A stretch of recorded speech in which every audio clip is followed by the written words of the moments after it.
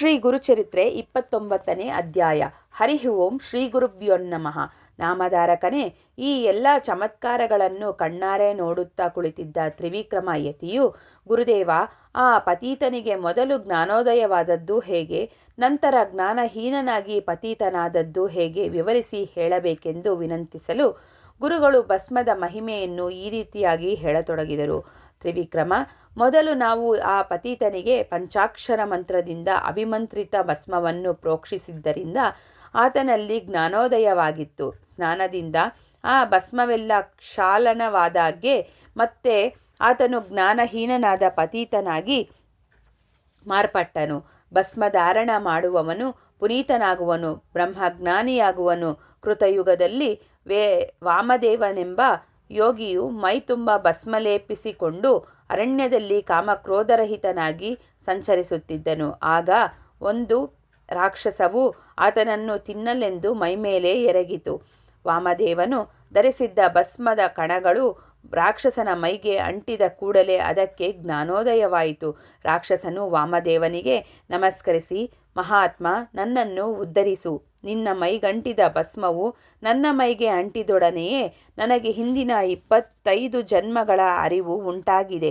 25ನೆಯ ಹಿಂದಿನ ಜನ್ಮದಲ್ಲಿ ನಾನು ದುರ್ಜಯನೆಂಬ ಹೆಸರಿನ ಅರಸನಾಗಿದ್ದೆ. ಆಗ ನಾನು ಪ್ರಜಾಪೀಡನೆ, ಪರಸ್ತ್ರೀಯರ ಮೇಲೆ ಬಲಾತ್ಕಾರ, ಮದಿರಾಪಾನ ಮುಂತಾದ ಅನೇಕ ಪಾಪ ಕೃತಿಗಳನ್ನೆಸಗಿದೆ. ಅದರ ಫಲವಾಗಿ 100 ವರ್ಷ ನರಕಬಾಧೆಯನ್ನು ಅನುಭವಿಸಿದೆ.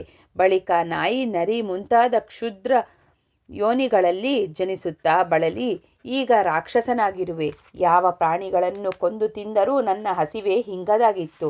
ಅದಕ್ಕಾಗಿಯೇ ಇಂದು ನಿಮ್ಮನ್ನು ಮುರಿದು ತಿನ್ನುವ ಉದ್ದೇಶದಿಂದ ನಿಮ್ಮ ಮೇಲೆರಗಿದೆ. ಆದರೆ ನಿಮ್ಮ ಅಂಗ ಸ್ಪರ್ಶದಿಂದ ನನ್ನ ಪಾಪದಾಹಗಳೆಲ್ಲ ಶಾಂತವಾದವು. ನನಗೀಗ ಜ್ಞಾನ ಉಂಟಾಗಿದೆ. ಇದಕ್ಕೆ ಕಾರಣವೇನು ಎಂದು ಪ್ರಶ್ನೆ ಮಾಡಲು ವಾಮದೇವರು, ಎಲೈ ರಾಕ್ಷಸನೇ, ಇದೆಲ್ಲವೂ ಭಸ್ಮದ ಮಹಿಮೆಯಾಗಿದೆ. ನಾನು ಧರಿಸಿದ ಭಸ್ಮವು ನಿನ್ನ ಮೈಗೆ ಸೋಂಕಿದ್ದರಿಂದಲೇ ನಿನಗೆ ದಿವ್ಯಜ್ಞಾನ ಉಂಟಾಯಿತು. ಈ ಭಸ್ಮದ ಮಹಿಮೆ ಹೆಚ್ಚಿನದಾಗಿರುವುದರಿಂದಲೇ ಸದಾಶಿವನು ಇದನ್ನು ತನ್ನ ಅಂಗಭೂಷಣವನ್ನಾಗಿ ಮಾಡಿಕೊಂಡಿದ್ದಾನೆ.